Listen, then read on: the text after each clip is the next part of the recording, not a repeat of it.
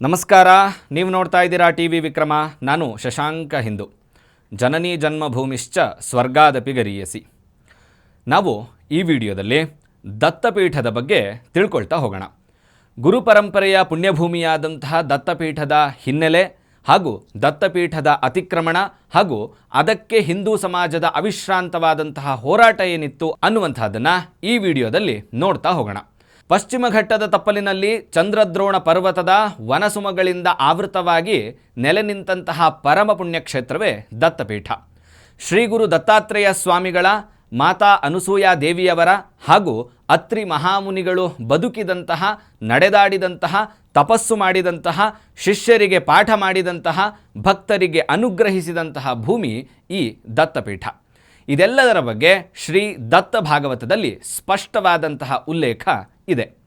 ಇಂತಹ ಗುರುಪರಂಪರೆಯ ತಾಣ ಕಳೆದ 4-5 ದಶಕಗಳ ಹಿಂದೆ ಹಿಂದೂ ಸಮಾಜದಿಂದ ದೂರವಾಗುವ ಹಂತಕ್ಕೆ ತಲುಪಿತ್ತು. ಮುಸಲ್ಮಾನರ ಅತಿಕ್ರಮಣದ ಕಾರಣದಿಂದಾಗಿ ದತ್ತಗುರುವಿಗೆ ಪೂಜೆಯೂ ಸಹ ಸಲೀಸಾಗಿ ಆಗದೇ ಇರುವಂತಹ ಸ್ಥಿತಿಗೆ ಬಂದಿತ್ತು. ದತ್ತಪೀಠಕ್ಕೆ ತಲೆತಲಾಂತರದಿಂದ ನಡೆದುಕೊಳ್ಳುವಂತಹ ಭಕ್ತಗಣ ಇದೆ. ರಾಜ ಮಹಾರಾಜರುಗಳು, ಮಠ ಮಂದಿರಗಳು ಇಲ್ಲಿಗೆ ಭಕ್ತಿ ಗೌರವ ಸಮರ್ಪಣೆ ಮಾಡುತ್ತಿದ್ದ ಕಾಲವೊಂದಿತ್ತು. ಕೆಳದಿ ಚೆನ್ನಮ್ಮ ಇಲ್ಲೊಂದು ಯಾತ್ರಿ ಭವನವನ್ನು ಕೂಡ ನಿರ್ಮಾಣ ಮಾಡಿದ್ಲು. ಆನೆಗುಂದಿ ಅರಸರು 20 ಗ್ರಾಮಗಳನ್ನು ಪೀಠಕ್ಕೆ ಒಳಂಬಳಿಯಾಗಿ ನೀಡಿದರು. ಮೈಸೂರು ಸಂಸ್ಥಾನದ ಅರಸರು ಇಲ್ಲಿಗೆ ಯಥೇಚ್ಛವಾಗಿ ದಾನವನ್ನು ನೀಡ್ತಾ ಇದ್ರು. ಸಾವಿರಾರು ಎಕರೆ ಭೂಮಿಯನ್ನು ಇನಾಮ್ ನೀಡಿದ್ದು ಮಾತ್ರವಲ್ಲದೆ ದಿನನಿತ್ಯದ ಪೂಜೆಗೆ ಬೇಕಾದ ವ್ಯವಸ್ಥೆಯನ್ನು ಕೂಡ ಮಾಡಿದರು. ಮೈಸೂರು ಅರಸರು ಪೀಠಕ್ಕೆ ಇನಾಮ್ ಜಾಗ ನೀಡಿದ ಫಲವೇ ಈ ಗ್ರಾಮ ಇನಾಮ್ ದತ್ತಾತ್ರೇಯ ಪೀಠ. 18ನೇ ಶತಮಾನದ ಸುಮಾರಿಗೆ ಸೂಫಿ ಪರಂಪರೆಯ ಹಜರತ್ ದಾದಾ ಹಯಾತ್ ಮೀರ್ ಖಲಂದರ್ ಇಲ್ಲಿಗೆ ಬಂದು ಕೆಲಕಾಲ ಇಲ್ಲಿಯೇ ತಂಗಿದ್ರು. ಆ ಕಾರಣದಿಂದಾಗಿ ಮುಸ್ಲಿಮರು ಇಲ್ಲಿಗೆ ಬರೋದಕ್ಕೆ ಆರಂಭ ಮಾಡಿದರು. ಈ ಮಧ್ಯೆ ಮೈಸೂರು ಸಂಸ್ಥಾನವನ್ನು ವಶಪಡಿಸಿಕೊಂಡ ಹೈದರಾಲಿ ಇಲ್ಲಿಗೆ ಶ್ರೀರಂಗಪಟ್ಟಣದ ಇಸ್ಮಾಯಿಲ್ ಶಾಖಾದ್ರಿ ಎಂಬ ಫಕೀರನನ್ನು ಕೆಲಸಕ್ಕೆ ಅಂಥೇಳಿ ನೇಮಕ ಮಾಡ್ತಾನೆ. ಆತನಿಗೆ ಮಕ್ಕಳಿಲ್ಲದ ಕಾರಣಕ್ಕೆ ಆತ ಬುಡನ್ ಮತ್ತು ಸೈಯದ್ ಅನ್ನುವಂತಹ ಇಬ್ಬರನ್ನು ದತ್ತು ಸ್ವೀಕಾರ ಮಾಡ್ತಾನೆ. ಮುಂದೆ ಆಡಳಿತಕ್ಕೆ ಬಂದಂತಹ ಟಿಪ್ಪು ಇದೇ ಬುಡನ್ನನ್ನು ದತ್ತಪೀಠದ ಆಡಳಿತಕ್ಕಾಗಿ ನೇಮಕ ಮಾಡ್ತಾನೆ. ಹೀಗೆ ದತ್ತಪೀಠಕ್ಕೆ ಬಂದ ಬುಡನ್ ಶಾಖಾದ್ರಿ ಒಬ್ಬ ವ್ಯವಸ್ಥಾಪಕನ ಕೆಲಸಕ್ಕಾಗೇ ಹೊರತು ಆತ ಎಂದೂ ಕೂಡ ಧಾರ್ಮಿಕ ಗುರು ಆಗಿರಲಿಲ್ಲ ಅನ್ನೋದು ನಾವು ಗಮನಿಸಲೇಬೇಕಾದಂತಹ ಸಂಗತಿ. ಇಲ್ಲಿಂದ ಮುಂದೆ ದತ್ತಪೀಠದ ವ್ಯವಸ್ಥಾಪಕರಾಗಿ ಶಾಖಾದ್ರಿ ಮನೆತನ ಕಾಯಂಗೊಳ್ಳುತ್ತೆ. ಮುಸ್ಲಿಮರ ಆಡಳಿತಕ್ಕೆ ಹೋದ ನಂತರವೂ ಮೈಸೂರು ಸಂಸ್ಥಾನದ ಅಡಿಯಾಳಾಗಿ ಪೀಠದ ವಹಿವಾಟುಗಳನ್ನು ಸುತ್ತಮುತ್ತಲಿನ ಗ್ರಾಮಗಳಿಂದ ಕರವಸೂಲಿ ಮಾಡುವ ಕೆಲಸವನ್ನು ಮಾಡ್ತಾ ಇದ್ದಿದ್ದು ಮಾತ್ರ ಶಾಖಾದ್ರಿ ಮನೆತನವೇ. ನಿತ್ಯ ಪೂಜೆ ಮಾಡುತ್ತಿದ್ದ ವಿಚಾರವನ್ನು ಸ್ವತಃ ಶಾಖಾದ್ರಿಯೇ ಪ್ರಕಟಿಸಿದಂತಹ ಖಲಂದರಿಯಾ ಬರ್ ಹಾಶ್ ಪುಸ್ತಕದಲ್ಲಿ ಉಲ್ಲೇಖ ಮಾಡಲಾಗಿದೆ. ಬ್ರಿಟಿಷರ ಆಡಳಿತದ ಅವಧಿಯಲ್ಲಿ ಅಂದರೆ 1917ರಲ್ಲಿ ಬ್ರಿಟಿಷರು ಈ ಪುಣ್ಯಭೂಮಿಯನ್ನು ಹಿಂದೂಗಳ ಧಾರ್ಮಿಕ ಕೇಂದ್ರ ಅಂಥೇಳಿ ಗುರುತಿಸಿ ಇದನ್ನು ಮುಜರಾಯಿ ಇಲಾಖೆಗೆ ಸೇರಿಸ್ತಾರೆ. ಅಷ್ಟೇ ಅಲ್ಲದೆ ಇಲ್ಲಿನ ಸಮೀಪದ ನಾಗೇನಹಳ್ಳಿ ಗ್ರಾಮದಲ್ಲಿ ಮುಸ್ಲಿಮರ ದರ್ಗಾ ಒಂದಿದೆ ಅಂಥೇಳಿ ಅವರೇ ದಾಖಲೆಯಲ್ಲಿ ಉಲ್ಲೇಖವನ್ನು ಮಾಡಿದ್ದಾರೆ. ಇಲ್ಲಿಗೆ ದತ್ತಪೀಠ ಬೇರೆ, ನಾಗೇನಹಳ್ಳಿಯೇ ಬೇರೆ ಅಂಥೇಳಿ ನಮಗೆ ಸ್ಪಷ್ಟವಾಗಿ ನೋಡಲಿಕ್ಕೆ ಸಿಗುತ್ತೆ.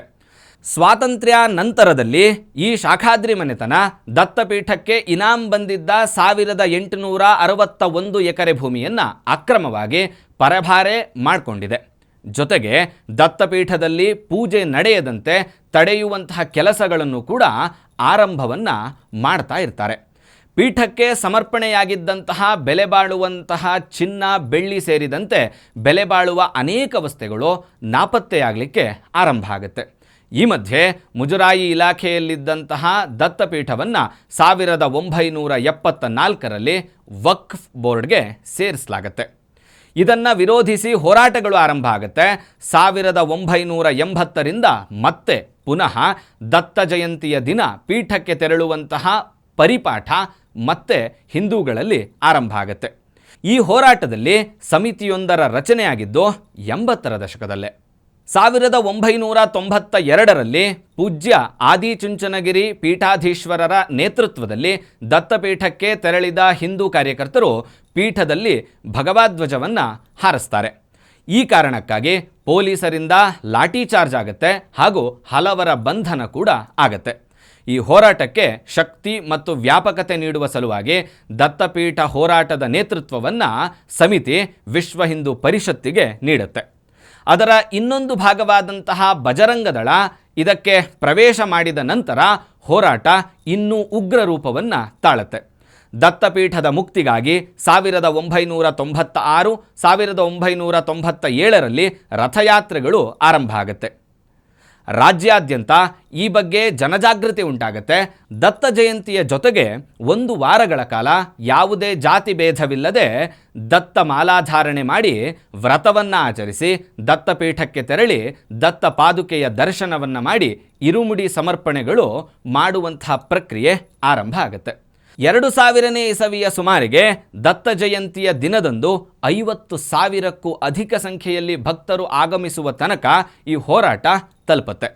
2002ರಲ್ಲಿ ಅಂದಿನ ಕಾಂಗ್ರೆಸ್ ಸರ್ಕಾರದಲ್ಲಿ ಸಚಿವರಾಗಿದ್ದಂತಹ ಚಿಕ್ಕಮಗಳೂರು ಜಿಲ್ಲೆಯ ಉಸ್ತುವಾರಿ ಸಚಿವರಾಗಿದ್ದಂತಹ DB ಚಂದ್ರೇಗೌಡ ಅವರೇ ಬಂದು ದತ್ತಪೀಠದಲ್ಲಿ ದತ್ತ ಜಯಂತಿಯ ಧಾರ್ಮಿಕ ಕಾರ್ಯಗಳಿಗೆ ಜೊತೆಯಾಗ್ತಾರೆ.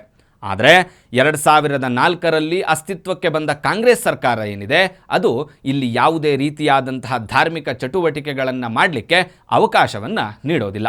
ದತ್ತಪೀಠದ ಆವರಣದಲ್ಲಿ ಹೋಮ ಮಾಡಲು ಕೂಡ ನಿಷೇಧವನ್ನು ಹೇರಲಾಗುತ್ತೆ. ಅದರ ವಿರುದ್ಧ ಹೋರಾಟಗಳು ಉಗ್ರ ರೂಪವನ್ನು ತಾಳಿದಾಗ ಅಂದು ನೂತನವಾಗಿ ಶಾಸಕರಾಗಿ ಆಯ್ಕೆಯಾಗಿದ್ದಂತಹ CT ರವಿಯವರನ್ನು ಸೇರಿದಂತೆ ಹಲವರನ್ನು ಬಂಧಿಸಿ ವಾರಗಟ್ಟಲೆ ಜೈಲಿನಲ್ಲಿ ಇಡಲಾಗುತ್ತೆ. ಪ್ರತ್ಯಕ್ಷ ಶೋಭಾಯಾತ್ರೆಯ ದಿನ ಎಲ್ಲ ಪ್ರಮುಖರ ಬಂಧನದ ನಡುವೆಯಲ್ಲೂ ಸಾವಿರಾರು ಸಂಖ್ಯೆಯಲ್ಲಿ ಚಿಕ್ಕಮಗಳೂರು ನಗರದ 4 ಭಾಗಗಳಲ್ಲಿ ಶೋಭಾಯಾತ್ರೆ ಆರಂಭ ಆಗುತ್ತೆ. ಈ ಸಂದರ್ಭದಲ್ಲಿ BS ಯಡಿಯೂರಪ್ಪ, ಜಗದೀಶ್ ಶೆಟ್ಟರ್, ಸುನಿಲ್ ಕುಮಾರ್ ರವರನ್ನು ಸೇರಿದಂತೆ ಹಲವು ಮುಖಂಡರನ್ನು ಬಂಧಿಸಲಾಗುತ್ತೆ.